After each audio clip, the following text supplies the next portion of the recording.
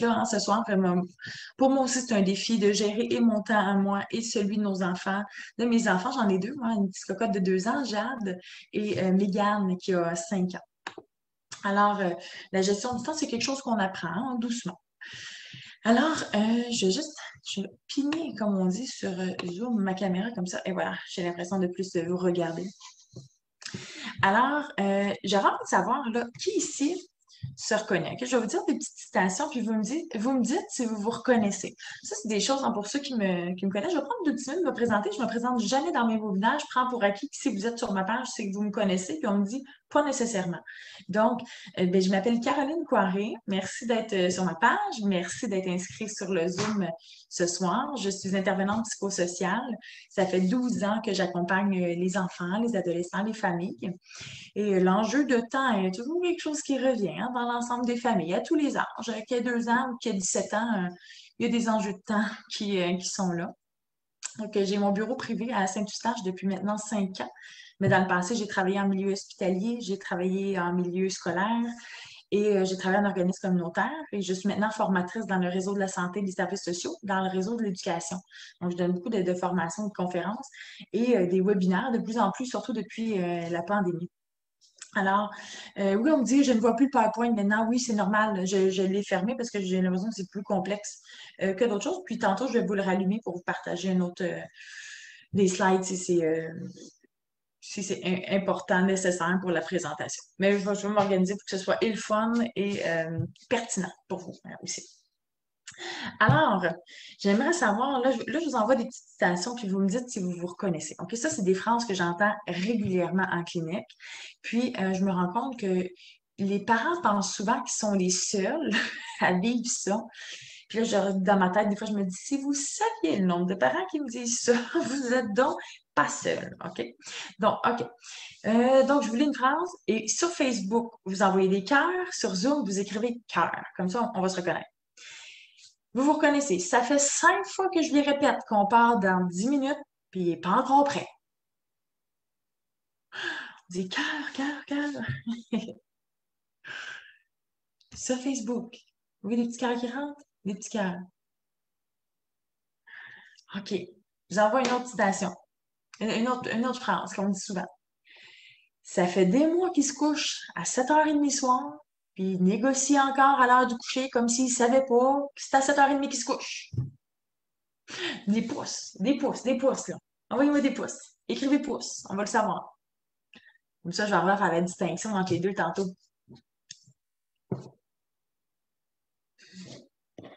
Une autre, petite dernière.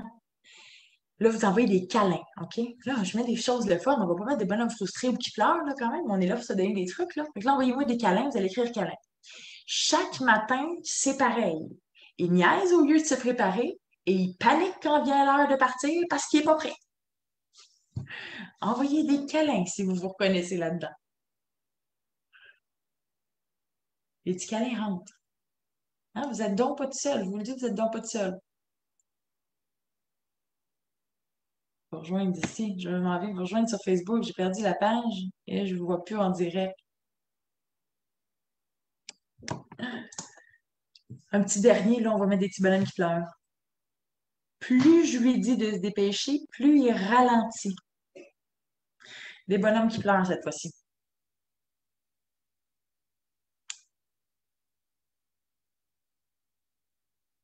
Pauvre de vous. Ça me fait la même affaire. Et je me reconnecte avec vous ici, j'avais perdu ma page. Bon. On dirait qu'on n'est pas les seuls à vivre ça. Hein? Alors, mais j'ai un petit statement à faire. Excusez-moi l'anglicisme, là. Vous n'êtes pas les seuls à avoir de la difficulté avec la gestion du temps, hein, que vous soyez parent, que vous soyez enseignant, que vous soyez éducateur, parce que tous les enfants ont de la difficulté avec la gestion du temps parce qu'ils ne roulent pas sur le même temps que nous, ces cocos-là. Ils n'ont pas de la difficulté avec la gestion du temps. Ils ont de la difficulté avec la gestion de notre temps. C'est ça la grande distinction. C'est ça qui se passe en fait. Hein? En fait, les enfants fonctionnent avec une représentation du temps qui est associée au plaisir. Hein? Là, on va tous se reconnaître. Les miennes me font la même chose. Si, par exemple, je prends un 30 minutes pour jouer avec mes gardes, même là, si j'ai plein de choses à faire, puis là, je me dis, oh, j'ai l'impression que je manque de temps, mais regarde, c'est pas elle à écoper parce que moi, je manque de temps. Alors, je m'arrête, je prends 30 minutes de mon temps pour jouer avec elle, pour l'amuser, puis elle trouve que ça passe donc vite, c'est pas assez long, c'était pas 30 minutes, ça. Ça, c'était pas 30 minutes. Mais quand je l'ai fait attendre 5 minutes, ah, c'est pas drôle, là. Ça, c'est long, 5 minutes. OK? Donc, c'est vraiment une représentation du temps qui est associée à un plaisir ou à un déplaisir. Donc, l'enfant, jusqu'à environ l'âge de 10 ans, il n'a pas d'idée de 10 minutes, 1 heure. Il ne sait pas. Donc, combien même qu'on lui répète 10 fois, dans 20 minutes, là, on va partir, là. Dans 20 minutes, on va partir. Il ne sait pas ce que c'est 20 minutes. Il peut se représenter ce que c'est 20 minutes, par contre. Si, par exemple, 20 minutes, c'est le temps de son émission préférée, je dis n'importe quoi, le passe-partout, à peu près 20 minutes. Mettons que c'est passe-partout. Ben, c'est le temps d'un passe-partout, c'est 20 minutes. OK? Mégane, c'est quoi une chanson? 5 minutes. Alors, des fois, je dis, Mégane, on va devoir partir en 5 minutes. Ça, c'est le temps de telle chanson. OK? Donc là, il est capable de se représenter 5 minutes. Mais 5 minutes, les enfants n'ont aucune idée c'est quoi.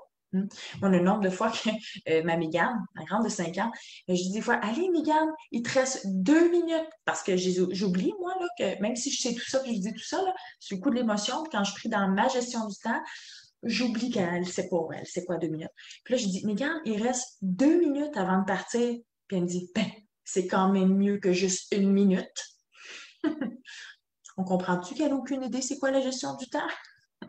Et ça, c'est la même chose pour les enfants que j'accompagne, qu'ils soient enfants, adolescents, mais ils commencent à se représenter le temps. Vers 10 ans, 11 ans, 12 ans, ils commencent à avoir une meilleure représentation du temps, capables de se projeter dans le temps aussi. Mais avant ça, ils ne le savent pas. Alors, notre défi comme adulte ou comme accompagnateur, ou enseignant, éducateur, c'est de donner de l'aide, en fait, à l'enfant, de l'accompagner des stratégies pour qu'il devienne autonome doucement. L'enfant tend vers l'autonomie. Il n'est pas autonome. Moi, quand j'entends ça, bien, mon enfant n'est pas autonome. Bien, ça dit enfant égale pas autonome. Adolescent égale pas autonome. On est en train de développer l'autonomie de l'enfant et de l'adolescent en leur donnant des stratégies pour qu'eux arrivent à s'organiser dans le temps. Mais si on devient l'outil en chef pour organiser l'enfant dans le temps, à quoi bon, lui, devrait s'organiser si de toute façon, on lui répète 10 fois le temps qui lui reste? Pourquoi il devrait s'organiser? On est là, nous, l'horloge sur 2 pattes, dire en arrière ce qu'il faut qu'il fasse. Donc, nous, instinctivement, on va pousser, répéter le temps qui reste, combien de temps qui reste, mais on n'est pas en train de favoriser une gestion chez l'enfant. On est en train de le gérer puis d'y mettre de la pression finalement. Et ça, vraiment, ça le ralentit. Ça le ralentit parce que le stress, c'est l'ennemi numéro un du temps, la gestion du temps. Et sûrement que le temps est l'ennemi numéro un du stress. Je pense que la poule ou l'œuf qui crée quoi. Mais en fait, le stress, c'est l'ennemi numéro un parce que tantôt, quand on disait plus on pousse l'enfant, plus il ralentit. Mais c'est vrai et c'est physique. Donc, c'est un mécanisme d'immobilisation. J'en parle dans plusieurs de mes webinaires que vous pouvez voir dans la section vidéo de ma page Facebook ou sur ma chaîne YouTube. Mais il y a 3 mécanismes de défense lorsqu'on est en situation de stress, 3 mécanismes qui nous ont toujours permis de s'adapter à travers le temps. Donc, l'attaque, la fuite et l'immobilisation. Mais l'attaque, on le voit tout de suite quand notre enfant il est en mode attaque. Là, il est stressé, là, puis on le pousse le matin, puis il me crie après, arrête de me crier après, arrête de me dire quoi faire, il claque les portes, il lance ses vêtements. Là, il est dans son mécanisme d'attaque. Okay? L'énergie, il pense qu'on est la bête. Là. Lui, il est prêt à se défendre. Son cerveau nous prend pour un ours. Okay? Mais en même temps, nous aussi, on est en train de prendre notre enfant pour un ours parce que notre stress, il augmente, puis nous aussi, on devient insurgé dedans avec notre enfant. Alors, nous aussi, on est en train de commencer à être envahi de stress. Là. Donc, l'attaque. On a la fuite, celui qui attend la dernière minute, parce que ça génère peut-être la séparation pour lui, c'est difficile, donc il veut repousser ça à la dernière seconde. Peut-être que s'habiller, c'est difficile parce qu'il n'est pas encore coordonné. Puis là, avec la tuque, les gants, le cache-cou, les bottes, la salopette, le manteau, la sac à lunch, c'est complexe pour son corps s'organiser. Donc, ça crée de l'inconfort, alors il repousse. Donc, il évite la situation le plus que possible. Mais il existe aussi le mécanisme d'immobilisation qui veut que lorsqu'on pousse l'enfant dans le temps, ben, à un moment donné, il fige. Donc, quand vous dites j'ai l'impression que plus je le pousse, plus il ralentit, bien, c'est vrai que ça arrive. Hein? Ça a été démontré. Là. La science a réussi à le démontrer que non seulement il ralentit, tout son rythme ralentit. Hein? Ses petits muscles ils deviennent plus comme de la petite guenille, OK? Puis, il perd la coordination aussi à ce moment-là. Donc, il est moins organisé. Donc là, en plus, avec la salopette puis tout ça, tous les vêtements d'hiver, ben, c'est encore plus long, c'est plus complexe, ça demande plus d'efforts, donc ça stresse davantage. Donc, c'est comme une boucle là, qui tourne. Alors, plus on va pousser l'enfant, plus on va être stressé. Hein, parce que, encore là, ce soir, le webinaire n'est pas sur le stress, mais c'est inévitable qu'il faut en parler.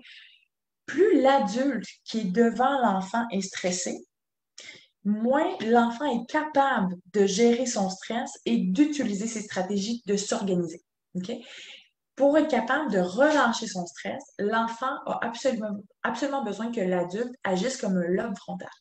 Parce que le lobe frontal de l'enfant, dans lequel il y a les stratégies, les conséquences, qu'est-ce qui va m'arriver si je fais telle ou telle chose, ce qui permet de lire l'environnement, d'avoir une meilleure perception de l'environnement, ça, c'est dans le cortex préfrontal que ça se passe. Mais en fait, quand l'enfant est stressé, ça se déconnecte. Et là, l'enfant, il est dans ses mécanismes attaque, fuite, immobilisation, puis il est dans toute son émotion. Puis même jusqu'à 7-8 ans, là, le cerveau de l'enfant, il est complètement dominé par l'émotion. Alors, le matin, ça va, il y a du fun. Puis là, tel qu'on dit, hé, Paulin, on va être en retard, j'ai pas vu l'en passer. Après, là, mais là, ça me tente pas, puis je voulais jouer plus longtemps. Puis, mais c'est parce que c'est pas le temps, là. C'est pas le temps de faire ça, mon coco. Je te promets que je vais jouer tout à l'heure, mais là, c'est plus le temps actif, mais tes salopettes. Mais là, lui, c'est parti, là. C'est parti. Les émotions viennent de s'emballer. Poup, le cortex, lui, s'est pris un rendez-vous ailleurs. Alors, ce qu'il a le plus besoin pour être capable d'être ramené à lui, d'utiliser ses stratégies, d'être capable de s'organiser, c'est d'avoir un adulte qui se gère. Parce qu'à l'inverse, quand nous, on vient sur les dents, et je ne suis pas différente des autres, OK? Et j'ai assez d'humilité pour l'avouer. Il y a des matins où je suis comme Go, Megan! OK, là, je respire, puis je vais me calmer. Je vais me dire, OK? Là, active! Puis là, c'est clair, ça fait l'effet inverse. Puis je me dis, je savais, tu as créé ça. Donc, je travaille sur moi. Je tends à organiser mes stratégies de gestion du temps avant d'aller dans ces stratégies de gestion du temps. Parce que les enfants, ils s'en foutent qu'on va être en retard. Ça, c'est la réalité, là, OK? Excusez les mots que j'utilise, là, c'est pas des mots très, très soutenus, mais l'enfant, là, il s'occupe de ses affaires, OK? Il est bien égocentré. C'est correct, il est comme ça. Puis, plus il va vieillir, plus il va être capable de se mettre à la place de l'autre, tout ça. Mais pour l'instant, là, il est très égocentrique. Alors, lui, que toi, tu te mettes en retard au travail, là, lui, il est dans son plaisir en ce moment, puis il joue. Donc, si ça lui permet de jouer 2-3 minutes de plus, pourquoi il s'activerait un petit peu plus? Ça t'appartient de te mettre en colère, puis ça t'appartient, tu vas être en retard. Pas moi, ça. OK? Donc, souvent, on essaie de convaincre l'enfant avec les effets que ça a sur nous. Là, regarde, là. Regarde là, comment tu m'es en retard, maman. Là. Regarde comment tu m'es en retard, papa. Tu sais-tu, moi, les problèmes que j'avais au travail? Ça fait 4 fois là, que j'arrive en retard. Donc, il ne sait pas, lui. Il y a de la difficulté comme ça à se mettre à la place de l'autre. Puis si on veut que l'enfant soit éventuellement capable de se mettre à notre place, parce que ça, c'est un apprentissage qu'il aura à faire, hein, mais il doit absolument être exposé à de l'empathie. Pour être empathique, il faut être exposé à une personne empathique. Donc, c'est à nous à faire la job en premier de ouais, je t'ai brusqué, hein. Puis tu trouves pas ça le fun, partir à l'école le matin parce que tu viens de jouer, puis là, tu n'as plus envie de jouer. Puis...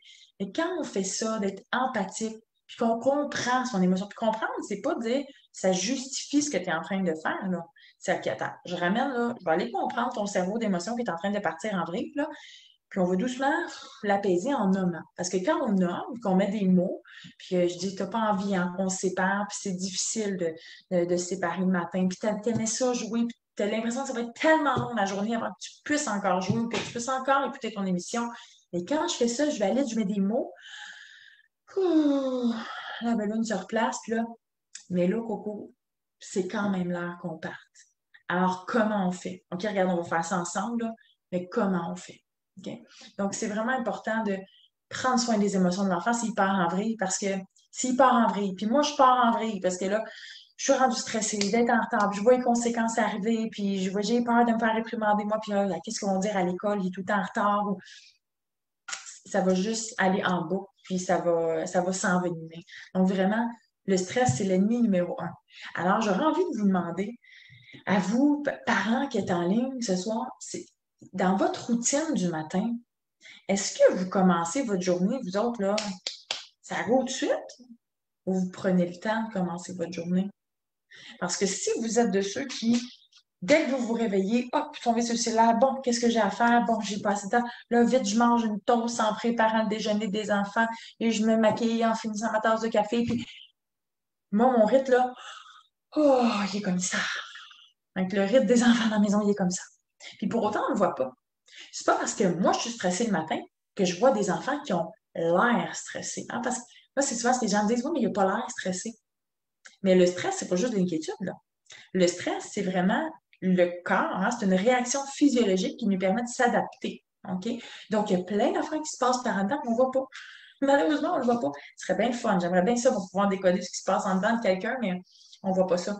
Donc, nous, quand on est tendu le matin, parce que notre journée, on la part vite, puis qu'il faut que ça roule, il faut que ça roule, on augmente le stress de nos enfants, donc on rend plus difficile l'organisation du temps pour nos enfants. Alors, si nous-mêmes, on peut prendre conscience de qu'est-ce que je mets en place pour moi, pour que le début de journée se passe au mieux que possible. Donc, qu'est-ce que je mets pour que j'ai l'intention de bien commencer ma journée, puis j'ai pas l'impression toute ma journée de la subir. Parce que quand on se lève, puis que déjà dans les premières minutes, on a l'impression que on passera pas au travers de la journée parce qu'on va manquer de temps, là, oh, pas l'air. C'est pauvre de nous et pauvres enfants aussi qui subissent cette pression-là du temps et qui ne les aident pas du tout à s'organiser. Alors, je vous pose en question, il faut m'écrire dans la zone de chat, qu'on soit sur Zoom ou sur Facebook, j'ai les deux en même temps. Là. À votre avis, combien de consignes de temps l'enfant reçoit par jour dans toute sa journée? Donc, le matin à la maison, durant sa journée d'école, le soir jusqu'au coucher. Combien vous pensez que les enfants reçoivent de consignes de temps? Probablement plus d'une vingtaine, 15, 75, 30.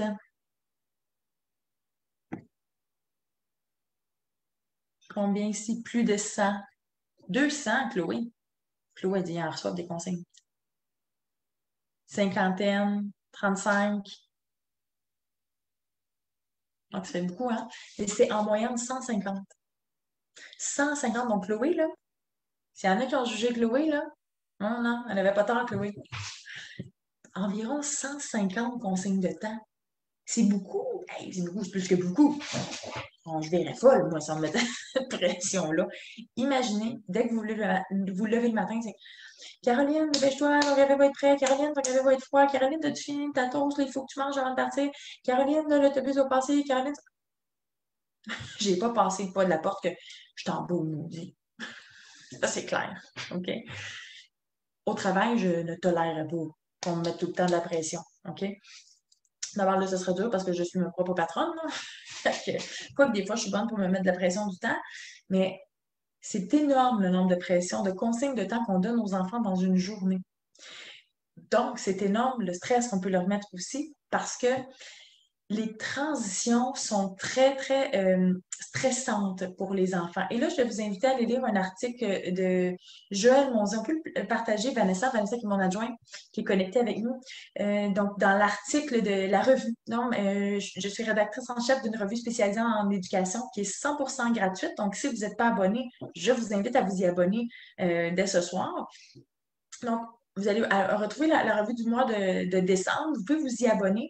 Mais en fait, Vanessa, si tu peux partager le lien pour s'abonner www.pazapa.ca/revue parce que c'est dans l'édition du mois de novembre que Joël Monzi, qui est docteur en neurosciences, a partagé un article merveilleux sur son titre m'échappe un petit peu, c'est les stresseurs quand on se rend du point A au point B. Ça veut dire ça, son titre, je ne l'ai pas par cœur, mais c'est merveilleux parce que ça démontre combien les transitions chez les enfants sont très stressantes parce que ce qui stresse, c'est de ne pas savoir comment je vais me rendre à ce point-là. Par exemple, je suis dans la classe, ça sonne, je m'en vais à la récréation, je dois m'organiser, hein, je dois m'organiser dans le temps pour m'habiller et aller dehors, mais je ne le sais pas comment ça va se passer. Je le sais comment ça va se passer en cours d'école, mais la transition, je ne le sais pas. Et que les enfants ont énormément de transitions dans une même journée, donc un potentiel de stress aussi qui est là. Alors, ceci dit, pour étant la revue, mais oui, 150 consignes de temps dans la journée. Donc, moi, je nous invite à limiter nos consignes de temps, puis être plus recentré sur la tâche et sur comment on va accompagner l'enfant. Hein. Parce que ce n'est pas vrai que, puis on l'a tout fait, puis on l'a tout appris, mais on le répète pareil. C'est pas parce qu'on dit 10 fois de s'organiser qu'à un moment donné, il va faire ben, je suis perdue, moi, là. Excuse-moi, ça fait 8 fois que tu me répètes la même affaire. Allume. Il est temps que je m'organise. Les enfants ne font pas ça. Ils attendent la 10e fois, ils attendent qu'on pète une coche, puis après ça, ils se mettent à pleurer eux avec, puis ils sont pas bien. Puis là, on est mal de les déposer à l'école demain, dans l'interaction, puis on est comme Ah, maudit matin, il y aura ça. Oh, c'est sûr qu'on se sépare de même. Ça fait ça dans tellement de familles. Donc, on va s'inviter à limiter notre consigne de temps et à organiser davantage. Je vais vous donner des conseils avant qu'on se laisse, inquiétez-vous pas. On est là pour ça ce soir. Hein. Les statistiques, pardon, sont pour quel âge? C'est les enfants d'âge primaire. Hein? Donc, de la première année à la 6e année. Donc, pour les 150 consignes de temps par jour. Ouais, les enfants d'âge primaire. Alors, pour convaincre l'enfant de se dépêcher, il y a des petites choses qu'on va éviter de faire. Éviter de lui rappeler toutes les conséquences qu'il va se manger s'il est en retard, s'il ne respecte pas le temps. Parce que l'enfant, il va voir ça comme une menace, puis là, il y a un ours qui vient de rentrer dans la pièce. Puis l'ours, qu'est-ce qu'il fait? Il active les mécanismes de défense. Puis ce sont quoi les mécanismes de défense? Nos pires ennemis pour la gestion du temps. Qu'on limite les ours qui rentrent dans la pièce. OK? Ça, c'est difficile à faire, mais c'est important à faire. Donc, j'évite de lui rappeler les conséquences en boucle. J'évite de lui crier après, évidemment, de le brusquer. Crier après l'enfant ne l'aide pas à s'organiser. Ça nous défoule, nous, et on espère que ça va le convaincre. OK? Mais de toute façon, même si on me dit, ben, gars, quand je crie après, il s'active. OK? Ben, malheureusement, vous allez devoir crier pour qu'il s'active après parce que ça ne l'éduque pas à se donner des moyens de s'organiser dans le temps. Ça lui indique que là, mon ours est rentré, je suis mieux de m'organiser parce que ça va être vraiment désagréable. Donc, ça ne l'éduque pas l'enfant que d'être brusque. Et on évite de le mettre en état d'alerte 5 minutes avant de partir. Donc, si on laisse le temps aller, oh, il se repose, il se relaxe, il est bien, je le laisse relaxer un peu. Puis là, OK, ben là, go, go, go. Là. Puis là, après, on lui remet sur le nez les privilèges qu'on peut y avoir donnés. Là, regarde, là, je t'ai laissé regarder la télé ce matin plus longtemps, puis regarde ce que tu fais, là. Mais ça y appartient pas à lui, ça. C'est nous qui avons donné le privilège. On peut pas lui faire payer le prix de ce qu'on lui a permis, parce que c'est notre responsabilité, ça. OK? Là, je parle d'enfants de primaire, OK? Je parle pas d'enfants d'adolescents du secondaire. Ça, c'est autre chose, parce que là, il y a de l'autonomie qui embarque, il y a de la responsabilisation aussi qui embarque. Puis dans le responsable, c'est assumer ce que ça fait sur moi, mes actions sur moi, sur l'autre, puis d'être capable d'assumer les conséquences. Mais ça, c'est vraiment à l'adolescence. En période de l'enfance, là, on tend vers la responsabilité, mais on est responsable aussi de comment on organise le temps de l'enfant, comment on l'aide à s'organiser. Mais on va quand même se donner des trucs, là. On va les aider à s'organiser, mais j'aimerais que vous sachiez que l'enfant, puis ça, là, je m'ai noté parce que c'est beau, c'est du bonbon quand ce sont des enfants qui me disent ça, mais au fil du temps, les enfants, là, ben moi, je leur pose plein de questions dans mon bureau. Puis là, je me dis, des fois, je dis, j'aime pas, moi, la question, pourquoi tu fais ça? Je trouve ça très accusateur. Puis c'est très rare que, mais pourquoi tu t'actives pas le matin? Mais parce que j'aime ça au moins niaiser, ouais, maudite bonne raison, tu fais bien. Non. On lui demande le pourquoi pour le chicaner, pour lui montrer qu'il a tort. Puis ça l'aide pas à la communication. Moi, si mon chum me demande pourquoi tu as fait que ça, que je donne ma raison, puis tu dis, mais ça ne donne même pas d'allure. La prochaine fois que vous me demandez un pourquoi, ça se peut que j'y réponde pas ou ça se peut que j'y réponde bête. Donc, l'enfant, c'est la même chose. Alors, moi, je demande à l'enfant, qu'est-ce qui t'empêche de t'habiller le matin avant 8 heures? Qu'est-ce qui t'empêche de quitter ton jeu pour penser au déjeuner? Donc là, on est plus dans de la recherche de solutions, là. On s'active, on se mobilise à ce moment-là. Et je demande aux enfants de me nommer les bonnes raisons. C'est un exercice que j'ai fait cette semaine en préparation du webinaire. Nommez-moi toutes les bonnes raisons que vous avez de prendre votre temps le matin, de ne pas respecter les consignes de temps. Alors, si vous le savez que vos enfants vous en donnent, écrivez-les. Je trouve ça délicieux, des partages d'enfants. Étirer mon temps de plaisir. C'est la première réponse qui a été la plus populaire. Étirer mon temps de plaisir. Si je peux jouer un petit peu plus longtemps, ça ne me dérange pas de me faire chicaner un petit peu plus. Étirer le temps de plaisir. Avoir plus de temps avec papa et maman.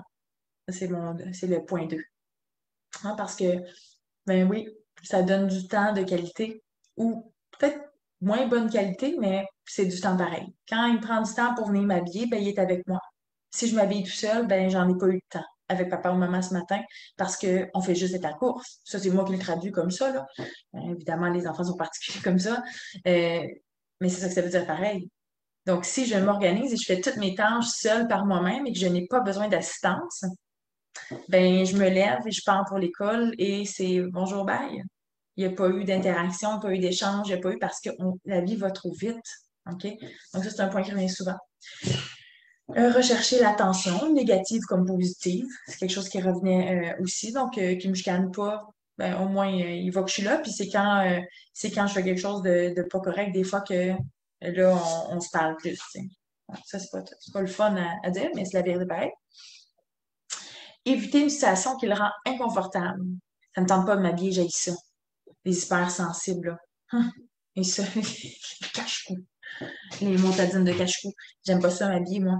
Moi, j'attends la dernière minute. C'est pas vrai que je vais m'habiller 5 minutes à l'avance. Moi, j'ai ça, j'ai juste hâte de l'enlever. J'aime pas ça. Hein, la routine du départ du matin, se séparer de papa et maman, c'est difficile. Alors, ils repoussent à la dernière minute. Alors, les enfants, pour eux, là, ça leur donne quelque chose de ne pas respecter le temps ou de ne pas faire ce qu'on leur demande. OK? Les enfants, ils veulent pas se mettre dans le trouble pour le fun. OK? Les comportements ont des fonctions. Donc, quand l'enfant, il y a un comportement qui revient, on dit, hey, regarde, j'ai essayé toutes les stratégies. Nomme les timers, les petits cartons avec des dessins, les pictogrammes. Je me lève plus tôt le matin, je fais son déjeuner à l'avance, je joue avec. Je fais tout ça, puis il le fait encore. Il ne s'active encore pas. Ça a une fonction. Il faut s'intéresser à la fonction. À quoi ça répond ce comportement-là? Et ça se peut que s'organiser, c'est vraiment difficile, qu'il y a toujours besoin de quelqu'un en arrière de lui. Et là, il y a toutes sortes de stratégies qui existent pour les aider. On va en reparler dans quelques minutes. Mais ça répond à une fonction. Il faut s'intéresser à quel besoin l'enfant est en train de répondre lorsqu'il s'oppose à notre consigne. Parce que là, tous les enfants qui ne respectent pas les consignes de temps ne sont pas en opposition, là.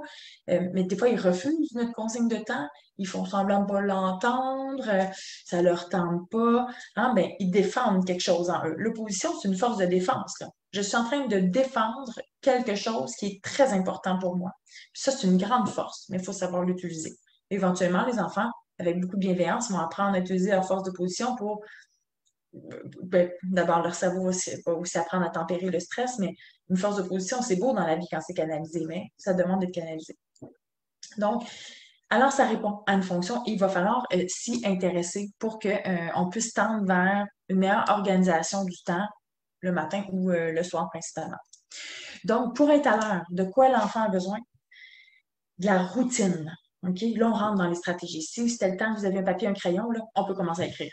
Je niaise bien, là. Vous n'allez pas prendre des notes. De toute façon, la rediffusion va être disponible. Vous pourrez les réécouter ou le faire écouter à votre conjoint plus tard. OK? Donc, la routine. Savoir exactement, pas à la minute près, là. Mais plus on est routinier dans nos façons de faire, moins le cerveau a à analyser de l'information. Donc, on me dit, est-ce que c'est normal qu'on n'a plus de PowerPoint? Oui, parce que c'était pas agréable sur Facebook. Donc, éventuellement, je trouverai une autre stratégie, mais c'est que Facebook voyait juste la diapositive, puis en très, très petit dans le coin de l'écran, ma caméra. Alors, j'ai choisi de le faire comme ça, pas de PowerPoint. Mais s'il y en a qui veulent le PowerPoint, je vais le rendre disponible. On va réfléchir à ça, moi et Vanessa, comment on va le rendre disponible, mais ça ne me dérange pas de vous le partager. Donc, Je vous le partagerai après, OK? Donc, ceux qui avaient papier crayon, vous pouvez le ranger, je vais vous partager le PowerPoint après. Donc, de quoi l'enfant a besoin pour s'organiser? Un, de la routine, OK? Et là, c'est pas parce que les parents, par exemple, qui sont séparés, c'est pas parce qu'un parent n'a pas la même routine que l'autre parent que c'est mauvais. Parce que à la maison, vous n'avez pas la même routine qu'à l'école. Vous n'avez pas les mêmes consignes, pas les mêmes règles de vie, peut-être, mais pour autant, ils sont capables de s'organiser dans ces milieux-là parce que c'est clair de comment ils doivent fonctionner dans ces milieux-là. Alors, c'est pas grave que vous n'ayez pas la même routine. Ce qui est important, c'est que ce soit clair quand il est dans cet environnement-là et qu'il sache à quoi s'attendre. OK? Donc, de la routine, ça c'est important. Je sais où je m'en vais, je sais à peu près ce que j'ai à faire le matin et ça revient à peu près tout le temps dans le même ordre. OK? Puis, je comprends l'intention, puis c'est correct, puis c'est tellement différent pour un enfant et l'autre. Et ce soir, je vous dis, il n'y a pas de recette magique. J'aimerais ça vous donner, d'ailleurs, je vais vous donner un guide, mais mon guide n'est pas magique. OK? Donc, Vanessa, si tu peux partager le lien, je vous ai créé un guide avec beaucoup plus de stratégies et pas nécessairement des stratégies que je présente ce soir. J'ai préparé un guide de 15 stratégies pour aider l'enfant à s'organiser dans le temps. Et il y a tout un volet au départ qui décrit, j'explique un peu pourquoi l'enfant, il y a de la difficulté à s'organiser dans le temps et tout. Donc, vous pouvez le télécharger, c'est gratuit, il est là. Et en vous abonnant à ma liste de diffusion, vous allez recevoir l'outil, le webinaire, le PowerPoint par un courriel. Alors, ceci étant dit, la routine qui revient, c'est pas grave que d'un milieu à l'autre, ce soit pas la même routine. Plus c'est routinier, moins il a à s'organiser. Hein, son cerveau a moins à détecter parce que sinon on analyse tout le temps quand ça change. Ah oui, c'est ça, je cherchais mon idée où j'étais rendue dans mon idée. C'est que tous les enfants ne fonctionnent pas pareil. Par exemple, il y a des enfants qu'on peut les laisser aller le matin, puis regarde que tu t'habilles avant de déjeuner, ou que tu déjeunes, puis après tu t'habilles. C'est pas grave. Il y en a d'autres qu'on voit que quand on les laisse aller, ils se désorganisent, ils savent pas ce qu'ils font, ils font comme tout et rien en même temps.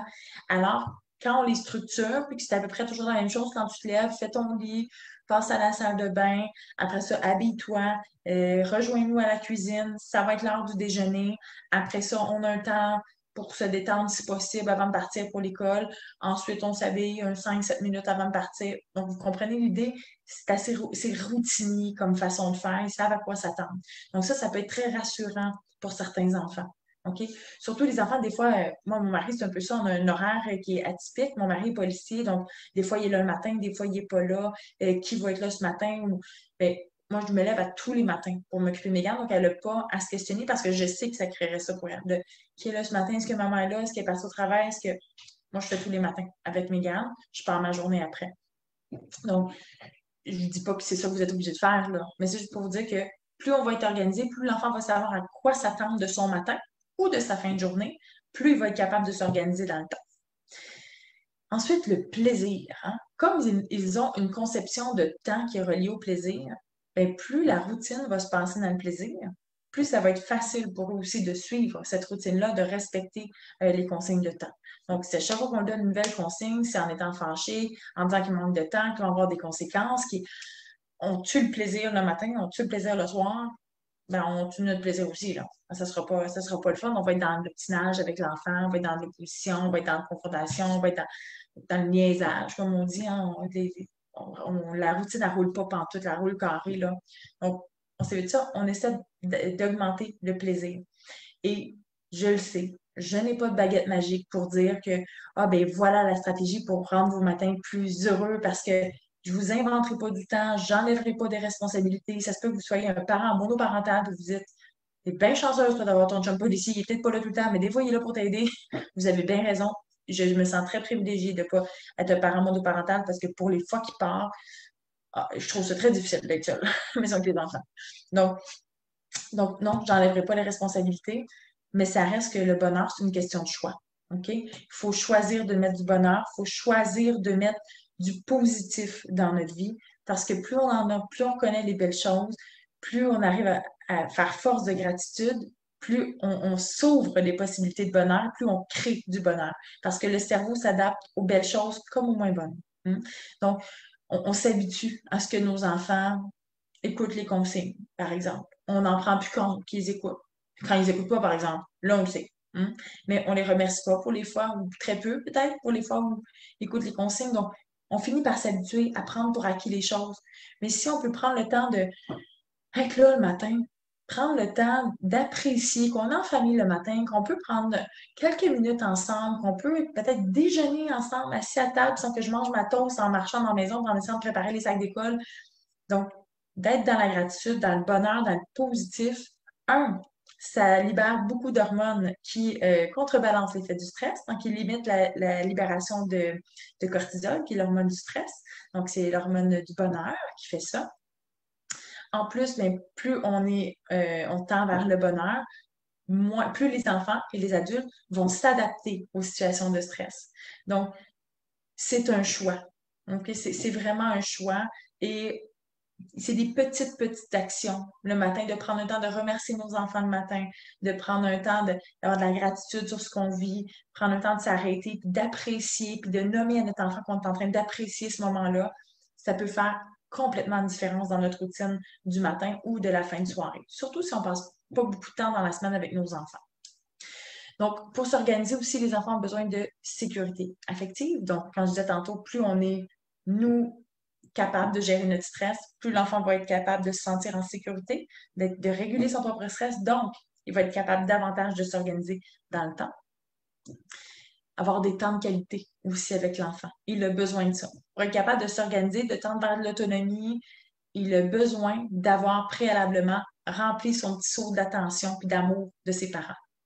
Donc, va pas s'en. Si l'enfant, on dit là, il faut que tu t'organises, puis quand tu te seras organisé, là, je te donnerai mon temps. Mauvais calcul. Des récompenses ne sont jamais des preuves d'amour, c'est pas une récompense. OK? On aime notre enfant pour ce qu'il est, pas pour ce qu'il fait. Et il n'a pas à se gagner des preuves d'amour, il n'a pas à se gagner des moments. Peut-être qu'il peut se gagner un moment supplémentaire. Donc, on prend notre moment habituel, puis si, par exemple, il s'organise la routine avant telle heure, ben, on a le temps de jouer une petite partie de cartes. Ça, oui, OK? Mais de dire, si tu t'organises, je prends un temps avec toi, et si tu niaises ce matin, ben non, on prend pas de temps ensemble. On vient déjà d'augmenter le niveau de stress de l'enfant, de ça se peut que mon parent ne soit pas disponible, j'ai à gagner, j'ai à lui montrer que je suis bon. Tout d'un coup, que je ne suis pas capable de m'organiser ce matin, je n'aurai pas accès à mon parent. On est vraiment en train de rentrer dans une boucle qui est un, pas nécessaire et deux, surtout pas agréable. Donc, le moins de stress que possible, c'est ce que l'enfant a besoin. Alors, dans des stratégies plus concrètes, ben oui, les outils peuvent aider. Donc, on me demande souvent une question qui revient, qu'est-ce que tu penses des outils comme le time timer, le pictogramme ou ben, j'en pense que c'est efficace. Ça dépend comment c'est utilisé et ça dépend avec qui c'est utilisé. Parce qu'il y a des enfants qui répondent très bien au time timer, que ça les aide à se représenter le temps. Il y en a d'autres qu'on sort un time timer et c'est la panique assurée parce qu'ils ressentent trop la pression du temps, puis là, ils sont plus capables de s'organiser. OK? Donc, il y en a pour qui le time timer, pour aider à, par exemple, dire voilà combien de temps il te reste pour t'habiller, ça les aide. Il y en a d'autres pour qui on dit, ben voilà, dans combien de temps on va pouvoir faire une activité ensemble, jouer aux cartes, par exemple. Ben là, vu que c'est avec une récompense au bout, c'est préférable. Si c'est quand tu as fini le timer, si tu n'es pas fini de t'organiser, voilà la conséquence que tu vas te mériter, ça se peut que ça déclenche une panique chez un enfant. Okay? Donc, c'est toujours comment c'est utilisé le timer. Le timer il est là pour aider l'enfant à s'organiser dans le temps. Okay? Et notre cerveau fonctionne par association. Hein. Donc, si la moitié du temps, je l'utilise et ça lui donne éventuellement une conséquence parce que c'est tu n'as pas respecté ton temps, donc tu as une conséquence. Et l'autre moitié du temps, c'est ben voilà combien de temps il me reste pour jouer, voilà dans combien de temps on va jouer ensemble. Ou l'enfant, il ne sait plus s'il aime ça ou pas le time timer. Fait que ça se peut que dans des situations pourtant agréables, qui génèrent du stress quand on sort le time timer, parce qu'il l'a associé trop souvent à des moments où, quand on a contrôlé le temps avec le timer, ça a eu une conséquence et ça n'a pas été agréable. Donc, on va revoir comment on utilise le timer. Que ce soit le timer cocotier ou... Oui, ça fonctionne chez vraiment beaucoup d'enfants. OK? Et dans les classes, on les utilise aussi à la garderie, dans les services de garde. Donc, oui, c'est un très bel outil. Les pictogrammes aussi, c'est vraiment génial, les pictogrammes. Puis, longtemps dans l'âge, tu sais, à 16 ans, pas nécessairement à 16 ans, mais des pictogrammes, quoique, peut-être que ça les aide aussi. OK? Mais ce que je veux dire, c'est le pictogramme va aider la routine. Si, par exemple, à tous les matins, vous répétez à l'enfant, après avoir brossé tes dents, après brosser tes dents, tu t'habilles, puis après tu t'habilles, tu viens déjeuner, puis qu'on est toujours en train de répéter ces 3 séquences-là, mais ça peut être aidant d'avoir, par exemple, une petite corde sur laquelle on accroche les quelques cartons qu'il a. Puis c'est important, les pictogrammes, c'est ce que lui gère. OK? Par exemple, un enfant qui prend une médication le matin, c'est pas lui qui va aller chercher sa médication dans le pot. Donc, c'est son parent. Alors, ça ne peut pas être sur sa feuille de pictogramme à lui. C'est pas lui qui gère ça. OK? Donc, on veut aider l'enfant à s'organiser dans le temps. Alors, voilà ce que lui contrôle. Alors là, il a brossé ses dents. Il rentre dans la salle de bain le matin, il y a une petite pince à linge sur brossage de dents. Il a fini. OK? Il déplace sa pince à linge. Ah, le linge. Mais le linge est déjà dans la salle de bain avec lui. OK? Parce que si l'outil est dans sa chambre et qu'il s'en va dans la salle de bain, éventuellement en cuisine, il ne voit plus cet outil-là. Donc, il faut que ce soit stratégique, l'endroit où il va utiliser l'outil qui va être le plus efficace. Donc, pourquoi je dis la salle de bain? Par exemple, la veille, on a préparé la petite pile de linge, on met ça sur le comptoir dans la salle de bain. Ben, le matin, quand il se réveille, il passe à la salle de bain en premier. C'est toujours à peu près c'est toujours la première étape qu'il fait. Mais quand il est dans la salle de bain, il a sa petite pince à linge. OK, il brosse ses dents. Hop, la deuxième, c'est je m'habille. Donc là, il prend son linge, il s'habille. Quand il a fini ça, il s'en va sur le troisième. Puis le troisième, c'est d'aller déjeuner. Bon, ben, je m'en vais, je quitte vers mon déjeuner. Donc déjà, les 3 étapes qu'on était tannés de répéter, mais là, on vient de trouver une façon de les organiser davantage. Donc, oui, les pictogrammes, c'est intéressant, mais encore là, ça dépend comment c'est utilisé. Si je mets 22 pictogrammes et que je mets ça dans sa chambre, ça se peut qu'on me dise, ah, c'est vraiment pas efficace, le pictogramme. Mais c'est pas le pictogramme qui est pas efficace, c'est la façon qu'on va l'utiliser ou la façon qu'on va enseigner à l'enfant comment utiliser le pictogramme. Les tableaux de renforcement, ça fonctionne très bien, mais il y a une façon d'utiliser un tableau de renforcement. OK? Par exemple, quand on dit à l'enfant, on veut l'organiser, on veut l'aider à s'habiller le matin. On aimerait ça qu'il s'habille en 5 minutes le matin. Manteau, bottes, ça le pète. OK? Quand on commence, qu'on met un outil en place pour aider l'enfant, un outil, c'est là pour stimuler l'engagement de l'enfant, sa motivation envers une tâche. On est là pour créer une petite excitation de regarde, fais-le, il va y avoir un petit nanan au bout. OK? Puis non, toute votre vie, vous ne donnerez pas un nanan à l'enfant, mais quand il est enfant, oui, ça prend des nanas. Un nanan, c'est pas un cadeau que je déballe d'une boîte. OK? C'est une récompense qui peut être un temps de qualité, un petit moment de jeu. Si on est prêt en 5 minutes, on s'en va faire une petite course ou 2 courses dans la rue en avant. Donc, vous voyez, ça peut être vraiment, c'est minime, mais c'est le fun pour l'enfant. Puis l'enfant, il aime ça. Puis les enfants vont de loin prioriser comme récompense quelque chose qui est relationnel à un cadeau. OK? Même un cadeau de grande valeur. Il y a une étude qui avait été faite, c'était super mignon. C'était ça, c'était des grands cadeaux qui étaient là. Par grand cadeau, j'ai des appareils électroniques qui valent beaucoup. Puis on a tendance à dire, ouais, l'enfant, c'est sûr qu'il va vouloir ça. Non, il priorise la relation. Donc, d'y aller avec des renforcements comme ça. Et le renforcement doit venir rapidement. Je ne peux pas dire à l'enfant, écoute, si d'abord, il faut être réaliste, là. On va dire qu'à tous les matins, c'est difficile de s'habiller. Mais là, au départ, l'objectif, ça va être 3 matins sur 5.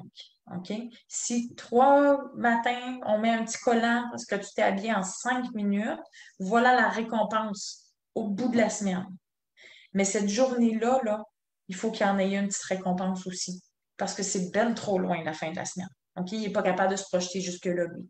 Pour qu'il ait envie, qu'il soit motivé à le faire là, il faut qu'il voit le nanan arriver très rapidement. Donc, une petite récompense là, puis une plus grosse à la fin de la semaine. Récompense qu'il aura choisi avec vous.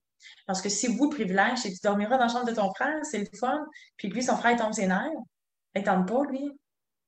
Pas vraiment de risque qu'il fasse trop d'efforts pour se rendre là. Ce qui est gagné est gagné. Ça ne s'enlève pas. C'est pas parce qu'un matin, c'est extrêmement chaotique qu'on dit je t'enlève ton collant d'hier. Non. Il l'a gagné, il l'a gagné. OK? Ça, c'est très important. Et ça doit être très défini comme objectif. C'est un objectif spécifique à la fois. Donc, t'habiller en 5 minutes. T'habiller dans les vêtements d'hiver, par exemple. Avoir mis ta tuque, tes bottes, ta salopette, tes gants. Donc là, vous listez, là, vous énumérez, pardon, ce qu'ils doivent préparer en 5 minutes. Mais ça ne peut pas être si tu fais un beau matin. Parce que c'est quoi un beau matin? Est-ce que s'il s'organise, il fait tout, mais qu'il arrive un pépin, il est envahi par ses émotions, puis il se met à pleurer, ça vient de gâcher son beau matin? Puis, beau matin, s'il fait un pas bon matin, ça veut tout dire qu'il n'est pas un bon enfant? Il y a tout ça aussi, hein, derrière les mots qu'on utilise. Donc, il faut faire attention. Donc, c'est un objectif fixe à la fois, puis l'enfant, c'est exactement ce qu'on attend de lui. C'est ça le plus important. Et c'est exactement le comportement attendu. Alors, on y va aussi par des consignes positives. Pas tu vas te gagner un collant si tu niaises pas le matin. Tu vas gagner un collant si tu rechignes pas le matin. Non. Tu vas avoir un collant si pendant la période de déjeuner, tu suis des consignes reliées au déjeuner. Genre, ramasser, te servir, ramasser ton plat, mettre ça dans la vaisselle après, servir ton déjeuner. Donc, je sais pas comment vous organisez votre routine du matin, là, mais il faut que ce soit positif. Il sait ce qu'il doit faire, pas tout ce qu'il doit pas faire. Il sait exactement ce qu'il doit faire. Donc, on me demande des exemples de récompenses. Ben, encore là, je reviens sur l'aspect relationnel, qui est le plus important et le plus demandé par les enfants. De loin, en consultation, c'est ce qui demande le plus. Donc, un 5 minutes de jeu avant de partir avec le parent. Un petit déjeuner spécial, genre vous coupez un fruit en petit bonhomme, vous faites une petite assiette, le fun.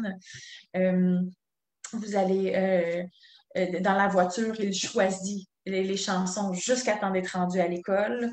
On organise un jeu de devinettes dans la voiture. Donc, ça peut être juste, c'est spécial. Quand ça arrive, OK, matin devinette, je t'en ai préparé. Donc là, vous avez besoin d'en préparer quelques-unes à l'avance parce qu'il va vous surprendre, là. Puis même, ça va être un matin de devinette. Il faut que vous les ayez, vos devinettes. Donc, des petites activités comme ça qu'on met en place, puis qu'on incite l'enfant. Hein, c'est un honneur. Donc, tu sais, ce serait le fun qu'on se fasse un matin de vignettes. Est-ce que, ça peut être ça, est-ce que ce matin, c'est un matin de vignettes? C'est bien mieux que, est-ce que ce matin, tu vas encore niaiser? Donc, un est beaucoup plus positif que l'autre. Puis là, ça nomme l'intention de la journée aussi. Donc, vraiment des aspects très relationnels. Et le vendredi, au terme de la semaine, par exemple, ben ça peut être quelque chose de plus gros, un film en famille, une activité, un jeu de société, par exemple, un bain avec de la mousse, des petites bulles de bain, des chandelles. Donc, vous comprenez, c'est quelque chose d'un petit peu plus gros. OK? Mais encore là, je suis d'avis que c'est pas quelque chose qui se déballe d'une boîte. Parce qu'à un moment donné, ça va toujours qu'est-ce que tu me donnes? Qu'est-ce que tu me donnes? Mais ce qu'on veut démontrer à l'enfant, c'est mieux on collabore, mieux on développe nos habiletés du vivre ensemble, plus c'est fun, puis plus on a de temps de qualité ensemble. Alors, c'est pour ça, puis éventuellement, on est en train de développer la motivation qui est intrinsèque. Donc, pourquoi dans moi, j'ai envie de faire ça? Alors, quand on est dans le relationnel, on tend davantage vers ce style de motivation-là. On va aider l'enfant à se représenter le temps dans les autres moyens qu'on peut mettre en place pour aider l'enfant à s'organiser, de leur donner des repères qu'ils connaissent. Tantôt, je vous disais avec Mégane, je vous dis, par exemple, 5 minutes, c'est telle chanson que toi tu aimes. Donc, on y va vers des repères comme ça. Donc, 20 minutes, c'est le temps de se rendre à l'école. Donc, vraiment, qui ont des repères connus, pas juste 10 minutes, 15 minutes, 20 minutes. Un petit défi aussi pour aider l'enfant à focusser. C'est Dani Beaulieu qui est une thérapeute d'impact, une psychologue thérapeute d'impact. J'ai beaucoup aimé, j'ai écouté évidemment un de ses webinaires et elle disait on aide l'enfant à se concentrer pendant des très courtes périodes de temps. Donc, au lieu qu'il s'éparpille le matin, qu'il fasse plein de choses, ben, on focus en 3 minutes, Coco, qu'est-ce que tu es capable de faire? Montre-moi ce que tu es capable de faire en 3 minutes. 3 minutes, c'est pas long, on passe ça totalement, c'est pas long, 3 minutes. Là. OK? Donc là, il va maximiser sa concentration pendant 3 minutes. Parce que si on demande de faire plein de choses de suite qui demandent beaucoup d'attention, ça se peut qu'on le perde, ça se peut qu'il se fatigue, ça se peut qu'il évite la tâche, ça se peut qu'il se fâche. Donc, des petits moments où ce qui est plus ardu pour lui, d'y aller un petit défi comme ça, très court et champion, de faire tout ça en 3 minutes. Puis là, ils nous impressionnent bien plus quand on leur demande en court temps. Là, ils arrivent à en faire plus. Éventuellement, on a regagné du temps sur autre chose. Alors, de se donner des astuces comme ça peut aider. Et surtout, en terminant, dernière petite astuce, récompenser les efforts de l'enfant. C'est super important. Là, on est ici parce qu'on a l'impression que des fois, nos enfants ne s'organisent pas, mais il faut se rappeler que ça leur arrive de s'organiser. Puis ça, il faut leur montrer les moments. Il faut dire, là, tu es en train de t'organiser dans le temps.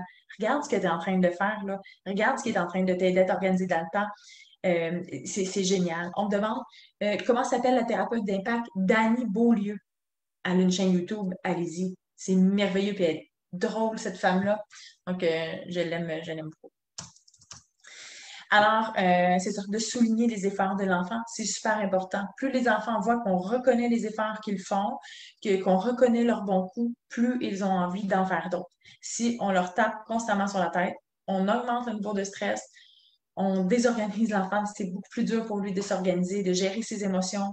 Donc, éventuellement, de gérer, d'organiser son propre temps. Alors, sur ça, je vous ai retenu beaucoup plus longtemps que je pensais. C'est toujours comme ça finalement, hein. Je parle de gestion du temps, mais là, j'ai pas de contraintes à poursuivre, là. C'est vous, si vous avez plus de temps, vous allez vous déconnecter. J'avais dit plus ou moins 30 à 45 minutes, là. C'est plus 1 heure. Je m'emballe toujours. J'aime ça être avec vous. Puis là, quand je vous vois échanger aussi, puis partager des commentaires et tout, ben, ça me donne assurément envie de rester avec vous et de vous donner des conseils, des astuces. Alors, je vous rappelle que vous pouvez télécharger mon guide, hein, le guide sur les 15 stratégies pour s'organiser dans le temps. Donc, il est gratuit. Le guide, vous pouvez le prendre, vous pouvez l'imprimer, vous pouvez le diffuser. Il n'y a vraiment pas de problème. C'est souvent une question que je reçois après. Est-ce qu'on a le droit de partager le guide? Tout ce que je vous donne dans les webinaires, si je le partage publiquement, vous avez le droit de le partager, vous également, publiquement. Il n'y a vraiment pas de problème. Pour ce soir seulement, j'ai mis un code promo pour mon livre. Donc, je vois qu'il y a quelqu'un qui écrit qui voulait ou commander mon livre. Mon livre est disponible dans toutes les librairies, dans plusieurs bibliothèques aussi, sur mon site web également. Et ce soir, dans le cadre du webinaire, avec le code promo temps, donc tout en majuscule, temps, vous allez pouvoir avoir un 15 d'escompte sur mon livre. Mais vraiment que sur mon site web, pas dans les librairies, mais il se trouve dans toutes les librairies au Québec. Pour les gens qui viennent d'ailleurs, ben, le code l'Europe à cette heure-là, ils dorment à cette heure-là. Mais ceux qui l'écouteront en rediffusion, il y a le PDF qui est disponible sur le site web de mon éditeur, qui est Septembre Éditeur, donc septembre.com. Vous allez pouvoir retrouver mon livre en version PDF. Et dernière petite chose, ce soir, c'est la dernière journée. Je faisais une pré-vente de capsules formatives que j'ai mises en ligne pour prendre soin de nous comme adultes, prendre soin de notre propre stress et anxiété. J'ai jusqu'ici fait principalement que des webinaires, des formations, des conférences sur le stress et l'anxiété des enfants. Et là, c'est la première fois que je fais des mini-capsules formatives pour les adultes. Donc, ce sont trois formations d'approximativement 1 heure, un petit peu plus qu'1 heure. Et pour la prévente, elles sont à 60 d'escompte. Et la prévente se termine aujourd'hui à minuit. Donc, la prévente, donc les capsules sont en vente à 3,99 plutôt que 9,99. Donc, somme toute, j'ai voulu le mettre très abordable pour que le plus de parents, le plus d'adultes que possible, vous n'avez pas besoin d'être un parent pour l'écouter. Là, je ne m'adresse pas aux parents, mais je m'adresse à l'adulte dans cette formation-là. Alors, si c'est quelque chose qui vous intéresse, c'est encore disponible et c'est là jusqu'à ce soir, la prévente. Après, elle va être encore disponible, mais au tarif régulier. Alors, sur ce, bien, je vous remercie vraiment d'avoir été là encore en si grand nombre. Il y avait plus de 400 personnes ce soir connectées sur Facebook, 130 plus ou moins sur Zoom. Donc, c'est merveilleux. Vous êtes toujours au rendez-vous. Ça me fait vraiment chaud au cœur de vous rejoindre le soir comme ça ou l'après-midi, là, tout dépendant du moment où je présente le webinaire. Alors, merci d'avoir été là. Pour ceux qui veulent soit s'abonner à ma page Facebook, pour ceux qui l'ont, je présume que vous avez tous vu ce soir passer mon webinaire, vous êtes abonnés au webinaire par Facebook. Vous pouvez suivre ma page Facebook qui est Service psychosocial pas à pas. En suivant la page, vous allez tout le temps informer des webinaires qui sont là. Les rediffusions, la plupart sont rediffusées sur ma page Facebook, mais du moins, elles sont tous envoyées par courriel à ceux qui sont abonnés à mon infolette, parce que généralement, je mets mes webinaires sur ma chaîne YouTube. Donc, vous pouvez aussi vous abonner à ma chaîne YouTube qui est Caroline Coiré. Donc, sur mes différentes plateformes, vous allez retrouver l'ensemble du matériel que je vous propose, qui, j'espère, vous sont utiles. Alors, merci beaucoup. Je vois les beaux commentaires. Merci encore à toi. C'est toujours très pertinent. Merci, Isabelle. Donc, Stéphanie qui dit merci, super intéressant. Merci d'avoir été là. Noélie, merci pour ce temps ce soir, très intéressant. J'espère que ça vous aide à mieux comprendre un peu comment l'enfant perçoit le temps, pourquoi il y a des résistances à gérer le temps aussi. Hein, l'impact que nous, on a quand on gère notre temps, la façon dont nous gérons notre temps, l'impact que ça peut avoir sur le jeune. Puis j'espère vous avoir donné quelques petites idées de choses à mettre en place pour rendre les routines et du matin et du soir plus agréables, positives, bienveillante aussi avec vos jeunes. Eve-Marie qui dit une prochaine pour les ados, s'il vous plaît. Absolument. Puis là, pour les ados, on parlera de motivation. Ça sera une clé bien importante pour l'adolescent. Mais effectivement, je me note ça. C'est un bon sujet. Merci beaucoup, bien contente de t'avoir découverte, Julie. Tu dégages bien ta passion pour la gestion du stress et des enfants. Et merci beaucoup. Ça me fait plaisir de savoir que ça transparaît parce qu'effectivement, c'est une grande passion pour moi qui est mon travail. Je fais défiler les autres commentaires. Comme direction d'école, cela aide beaucoup. Merci. Merci, Doris. Ça me fait vraiment plaisir de savoir que ces enseignements-là peuvent se rendre jusqu'à votre école. Pour ceux qui m'écrivent, c'est possible. Je vois un commentaire en privé. OK, OK, je peux. Donc, je reçois vos commentaires en privé, je vous lis, mais évidemment, je ne vous cite pas à voix haute. Donc, pour ceux qui, on me dit les formations, comment ça fonctionne, en fait, si vous êtes un établissement scolaire, un établissement de services de santé, il faut me contacter par courriel, c'est le plus évident, le plus efficace, en fait, info@commercial-pasapa.ca, puis on pourra discuter alors de vos besoins en termes de formation, soit pour votre personnel ou de conférences, par exemple pour les parents. Et on pourra discuter ensemble de comment organiser, mais en ce moment, il faut savoir que c'est en webinaire. Ça fonctionne super bien. Là, au début, les établissements étaient un peu plus frileux à faire le passage vers le webinaire, mais là, je pense qu'après quelques mois de pandémie, c'est bien organisé et ça fonctionne honnêtement très, très bien. Alors, c'est par courriel info à commercial pasapa.ca. Donc, je vais lire encore quelques messages avant de vous quitter. Ton site Internet Facebook, c'est quoi déjà? Ah, je vois que Vanessa était plus vite que moi. Elle lui a déjà répondu. Merci beaucoup. Tu as une belle façon d'imager les choses. C'est tellement apprécié. Mais ça me fait bien plaisir. Allez, merci beaucoup. Je défile. En tant qu'éducatrice, je vais en mettre beaucoup en place. Merci encore. Ça me fait énormément plaisir. Alors, suivez-moi ma page Facebook, mon site web www.pasapa.ca. Le code promo, on demande le code promo, c'est temps, en majuscule, temps sur mon site web. On me dit, est-ce qu'il sera possible d'écouter en rediffusion, Manon? Oui, oui, absolument. Dès maintenant, en fait, la rediffusion va apparaître, va rester sur ma page Facebook. Et tous ceux qui sont abonnés à mon infolettre ou qui ont téléchargé l'outil gratuit, donc vous êtes abonné à mon infolettre, vous allez recevoir la rediffusion directement par courriel. Donc, vous allez pouvoir garder le lien à ce moment-là. Vous n'avez pas besoin d'aller chercher après sur ma page Facebook pour le retrouver dans mon fil d'actualité. Donc, on me dit merci beaucoup, c'est très riche. Mais merci, Kaina. Merci, Marie-Chantal. Merci d'avoir été là ce soir, puis au plaisir de passer une autre soirée ensemble, une autre après-midi ensemble dans le cadre d'un autre webinaire. Alors, bonne fin de soirée. Bye!